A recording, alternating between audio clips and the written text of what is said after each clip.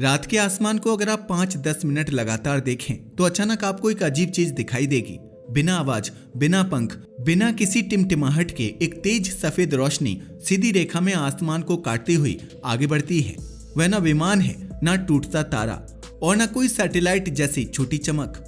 वह इतनी साफ और स्थिर होती है कि पहली नजर में यकीन ही नहीं होता। असल में वह इंसानों का बनाया हुआ एक विशाल अंतरिक्ष स्टेशन है जो धरती से करीब 400 किलोमीटर ऊपर हर सेकंड लगभग 8 किलोमीटर की रफ्तार से पृथ्वी का चक्कर लगा रहा है और उसके अंदर इंसान महीनों तक रहकर काम कर रहे हैं। यह सोचकर ही हैरानी होती है कि इंसान ने सिर्फ धरती पर ही नहीं बल्कि अंतरिक्ष में भी अपना ठिकाना बना लिया है। लेकिन यह स्टेशन किसी एक देश की उपलब्धि नहीं है। यह उस दौर की देन है जब दो महाशक्तियां जो कभी एक दूसरे को मिटा देने की तैयारी में थे, आखिरकार साथ काम करने को मजबूर हुए। इस स्टेशन की कहानी सिर्फ विज्ञान की नहीं है बल्कि डर, राजनीति, प्रतियोगिता और भरोसे की कहानी है। 20वीं सदी के बीच का समय दुनिया के लिए बेहद तनाव भरा था। दूसरे विश्व युद्ध के बाद दुनिया दो हिस्सों में बंट चुकी थी। एक तरफ अमेरिका था और दूसरी तरफ सोवियत यूनियन, जिसे आज हम रूस के नाम से जानते हैं। दोनों के पास ताकत थी, पैसा था और सबसे बढ़कर एक दूसरे से आगे निकलने की जिद थी। यह प्रतिस्पर्धा मैदान में नहीं बल्कि तकनीक और विज्ञान के क्षेत्र में लड़ी जा रही थी। इसे ही कोल्ड वॉर कहा गया। इसी दौरान अंतरिक्ष अचानक विज्ञान से ज्यादा ताकत का प्रतीक बन गया। जिसने अंतरिक्ष जीता वही दुनिया में सबसे शक्तिशाली माना जाता। 1957 में सोवियत यूनियन ने स्पुतनिक नाम का पहला सैटेलाइट अंतरिक्ष में भेज दिया। यह छोटा सा धातु का गोला था, लेकिन इसके बीप बीप सिग्नल ने अमेरिका को हिला दिया। दुनिया को पहली बार समझ आया कि अब इंसान धरती से बाहर भी मशीनें भेज सकता है। इसके बाद दोनों देशों में एक दौड़ शुरू हो गई। सोवियत यूनियन ने पहला इंसान यूरी गागरिन अंतरिक्ष में भेजा। अमेरिका पीछे नहीं रहना चाहता था, इसलिए उसने अपोलो मिशन शुरू किया और आखिरकार इंसान को चांद पर उतार दिया। हर सफलता के साथ दोनों देशों की दुश्मनी और बढ़ती गई। अंतरिक्ष अब खोज का नहीं बल्कि प्रतिष्ठा और शक्ति प्रदर्शन का मैदान बन चुका था। सवाल यह नहीं था कि क्या सीखा जा सकता है, बल्कि यह था कि कौन पहले पहुंचेगा। लेकिन इस दौड़ के बीच एक और सच्चाई सामने आने लगी। वैज्ञानिकों ने महसूस किया कि सिर्फ रॉकेट भेजना काफी नहीं है। अगर इंसान को लंबे समय तक अंतरिक्ष में रहना है तो उसे वहां रहने की जगह भी चाहिए। कुछ घंटों या कुछ दिनों की उड़ान से काम नहीं चलेगा।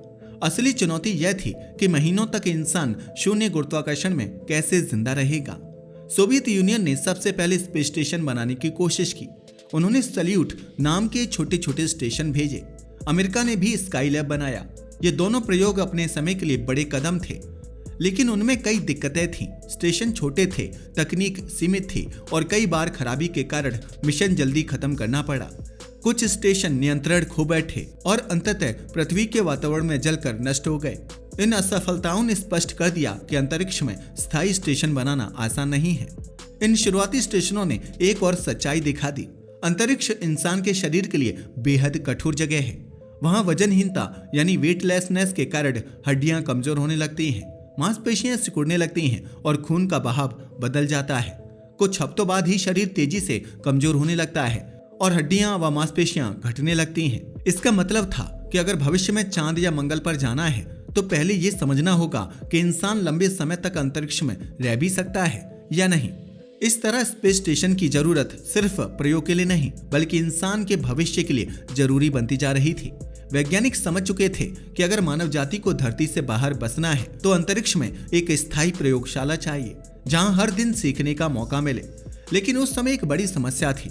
अमेरिका और सोवियत यूनियन एक दूसरे पर भरोसा नहीं करते थे।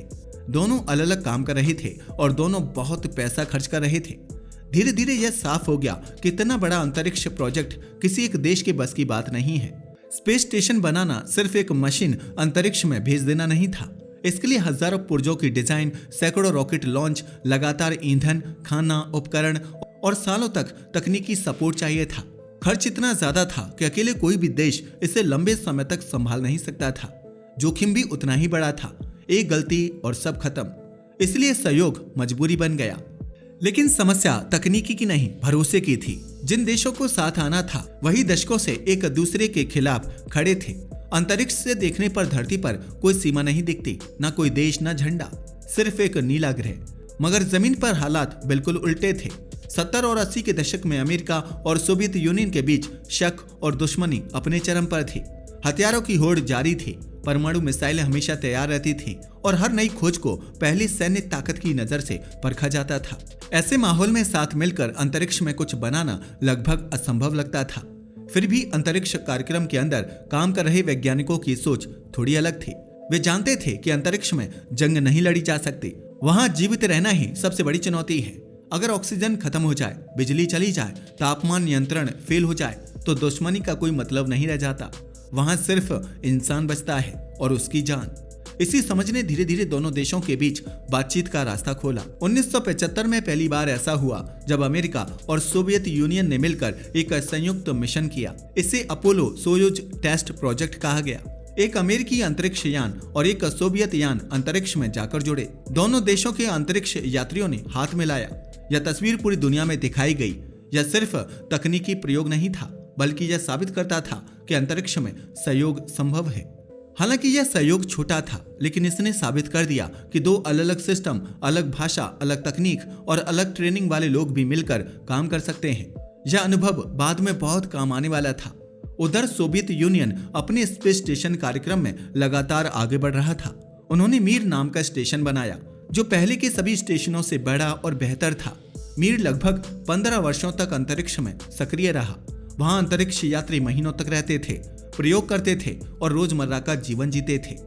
यह पहली बार था जब इंसान ने सच में अंतरिक्ष को अस्थायी घर की तरह इस्तेमाल किया। मीर स्पेस स्टेशन ने दुनिया को दिखा दिया कि इंसान लंबे समय तक अंतरिक्ष में रह सकता है।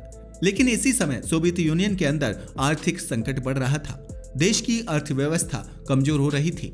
इतना बड़ा स्पेस प्रोग्राम चलाना उनके लिए मुश्किल होता जा रहा था। दूसरी तरफ अमेरिका भी समझ रहा था कि अगला बड़ा स्पेस स्टेशन बनाना बहुत महंगा पड़ेगा। अरबों डॉलर खर्च होने थे और अकेले करना जोखिम भरा था। फिर 1991 में एक ऐतिहासिक घटना हुई। सोवियत यूनियन टूट गया। उसके कई हिस्से अलग अलग देशों में बढ़ गए और रूस एक नया देश बनकर सामने आया। यह बदलाव सिर्फ राजनीति में नहीं था, बल्कि अंतरिक्ष कार्यक्रम पर भी असर पड़ा। रूस के पास अनुभव था, लेकिन आर्थिक संसाधन सीमित थे। अमेरिका के पास पैसा था, लेकिन लंबी अवधि के स्टेशन चलाने का अनुभव कम था। दोनों एक दूसरे की कमी को पूरा कर सकते थे। यहीं से असली साझेदारी की शुरुआत हुई। अमेरिका ने फैसला किया कि रूस को अपने साथ जोड़ना फायदेमंद होगा। इससे एक तो रूस के वैज्ञानिकों और इंजीनियरों का अनुभव मिलेगा, दूसरा इससे यह भी फायदा हुआ कि वैज्ञानिक मिशन अलग रहे और तकनीक सीधे सैन्य प्रोजेक्ट्स में ना जाए। रूस के लिए यह मौका था अपने स्पेस प्रोग्राम को जिंदा रखने का। दोनों देशों के हित एक जगह आकर मिल गए। इसके बाद शटल मीर प्रोग्राम शुरू हुआ। अमेरिकी स्पेस शटल बार बार मीर स्टेशन पर जाने लगी। अमेरिकी अंतरिक्ष यात्री महीनों तक मीर में रहकर काम करने लगे।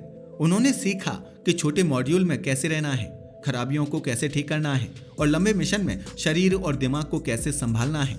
कई बार मीर में आग लगी, ऑक्सीजन सिस्टम खराब हुआ, बिजली गई, लेकिन इन सब मुश्किलों ने असली ट्रेनिंग दी।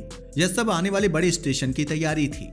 इसी दौरान एक नए बड़े और स्थायी अंतरिक्ष स्टेशन की योजना बनाई जाने लगी। अमेरिका, रूस, यूरोप, जापान और कनाडा एक साथ बैठे। पहली बार इतने देश एक ही प्रोजेक्ट पर काम करने वाले थे। फैसला हुआ कि यह स्टेशन सिर्फ एक देश का नहीं होगा, बल्कि पूरी दुनिया का होगा। इसे इंटरनेशनल स्पेस स्टेशन नाम दिया गया। योजना बहुत बड़ी थी। स्टेशन को एक साथ नहीं भेजा जा सकता था, उसे छोटे छोटे हिस्सों में बनाकर अलग अलग रॉकेट से भेजना था। फिर अंतरिक्ष में उन्हें एक एक करके जोड़कर पूरा ढांचा तैयार करना था।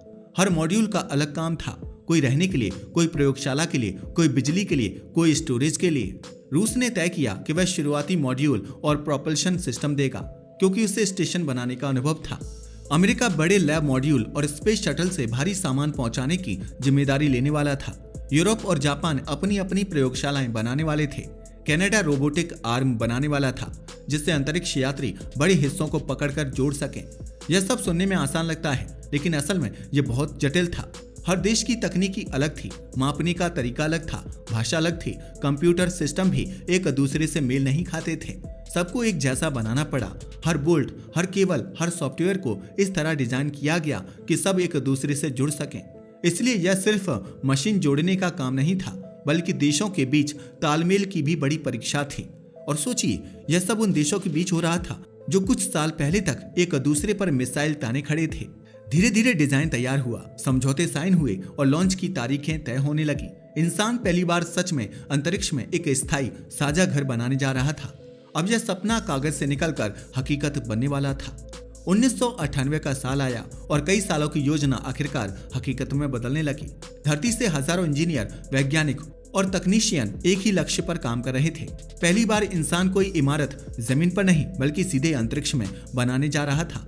स्टेशन को धरती पर बनाकर भेजा नहीं जा सकता था, इसे सीधे अंतरिक्ष में जोड़ना था। यह सब काम पृथ्वी से लगभग 400 किलोमीटर ऊपर कक्षा में हो रहा था, जहां हर चीज तैरती रहती है और छोटी सी गलती भी जानलेवा साबित हो सकती है। नवंबर 1998 में पहला मॉड्यूल लॉन्च हुआ। इसका नाम था जारिया। यह रूस ने बनाया था। यही इंटरनेशनल स्पेस स्टेशन का पहला टुकड़ा बना। इसमें ईंधन टैंक, बैटरी और शुरुआती सिस्टम थे। आसान शब्दों में वही इस पूरे स्टेशन की नींव था। बाकी सारे हिस्से उसी से जुड़ने वाले थे।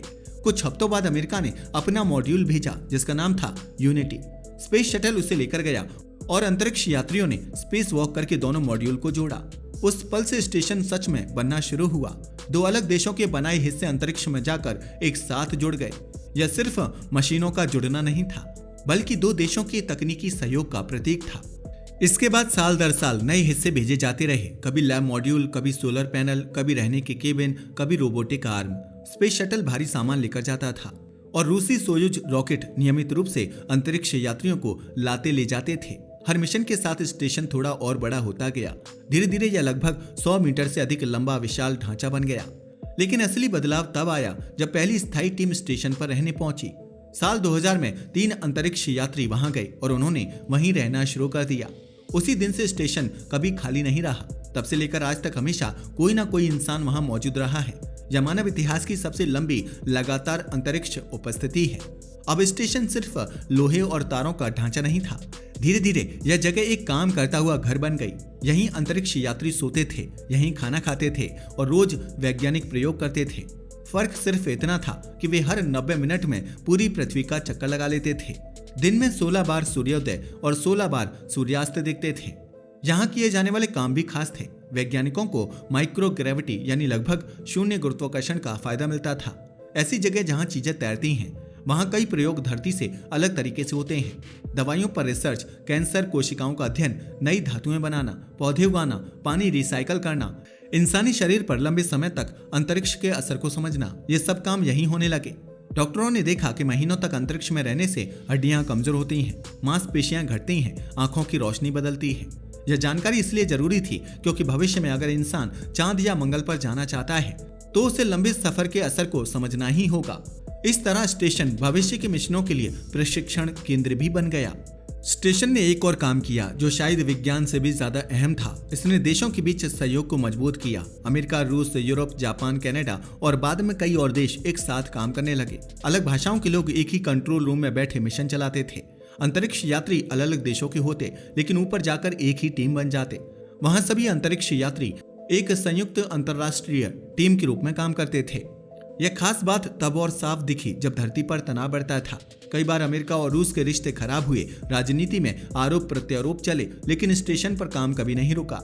सोयुज रॉकेट अमेरिकी अंतरिक्ष यात्रियों को ले जाते रहे और अमेरिकी सिस्टम स्टेशन को सपोर्ट करते रहे। यह एक तरह से साबित करता था कि विज्ञान और इंसानियत राजनीति से ऊपर भी जा सकते हैं। हालांकि सब कुछ आसान नहीं था। 2003 में कोलंबिया स्पेस शटल दुर्घटना में टूट गया और 7 अंतरिक्ष यात्रियों की मौत हो गई। कुछ सालों तक शटल उड़ानें बंद रहीं। उस समय सिर्फ रूसी सोयुज ही स्टेशन तक पहुंचने का रास्ता था। इससे साफ हो गया कि किसी एक देश पर निर्भर रहना खतरनाक है। बाद में अमेरिका ने निजी कंपनियों के साथ मिलकर नए कैप्सूल बनाए ताकि विकल्प मौजूद रहें। समय के साथ स्टेशन पुराना भी होने लगा। मशीनें घिसती हैं, धातु कमजोर होती है, मरम्मत महंगी होती जाती है। हर साल अरबों डॉलर खर्च होते हैं। इसीलिए अब सवाल उठने लगा है कि आगे इसका क्या होगा। फिलहाल योजना यह है कि अगले कुछ सालों तक इसे चलाया जाएगा, लेकिन हमेशा के लिए नहीं। धीरे धीरे इसे रिटायर किया जाएगा। संभव है कि इसे नियंत्रित तरीके से पृथ्वी के वातावरण में गिराकर समुद्र में नष्ट कर दिया जाए ताकि कोई मलबा जमीन पर ना गिरे। इसकी जगह भविष्य में नए, छोटे और शायद निजी स्पेस स्टेशन बन सकते हैं। कुछ देश चांद की कक्षा में नया स्टेशन बनाने की भी योजना बना रहे हैं। इसका मतलब यह नहीं है कि इंटरनेशनल स्पेस स्टेशन बेकार हो जाएगा। असल में यही का शुरुआत थी। इसने इंसान को सिखाया कि अंतरिक्ष में रहना संभव है, लंबा मिशन चलाना संभव है और सबसे बड़ी बात यह है कि दुश्मन देश भी साथ मिलकर काम कर सकते हैं। अगर आज इंसान मंगल पर जाने की बात कर पा रहा है तो उसकी तैयारियां यहीं से हुई हैं। अगर भविष्य में अंतरिक्ष में कॉलोनियां बनेंगी तो उनकी पहली ट्रेनिंग यहीं मिली है। यह स्टेशन एक स्थायी अंतर्राष्ट्रीय वैज्ञानिक प्रयोगशाला साबित हुआ। 400 किलोमीटर ऊपर हर 1.5 घंटे में पृथ्वी का चक्कर लगाता हुआ ढांचा हमें रोज याद दिलाता है कि सीमाएं सिर्फ नक्शे पर होती हैं। अंतरिक्ष से देखने पर धरती एक ही घर लगती है और शायद यही इंटरनेशनल स्पेस स्टेशन की सबसे बड़ी उपलब्धि है कि उसने इंसान को यह सच्चाई दिखा दी। आज के लिए बस इतना ही। वीडियो पसंद आया तो इसे लाइक और शेयर करें। धन्यवाद।